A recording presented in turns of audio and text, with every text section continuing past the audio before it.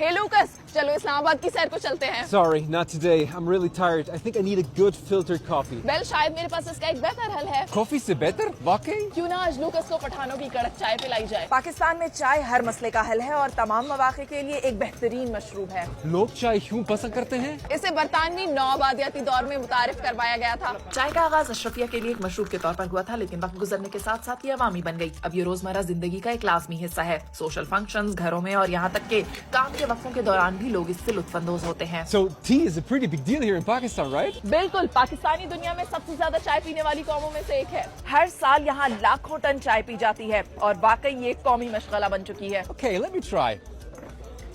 It tastes great. What makes it so delicious? बहुत आसान, दूध, चीनी और पत्ती। लेकिन कुछ लोग इसमें अदरक, इलायची, दालचीनी भी शामिल करते हैं। यहाँ तक कि कुछ तो नमकीन चाय भी पीते हैं। अच्छी है, लेकिन कॉफी सी नहीं।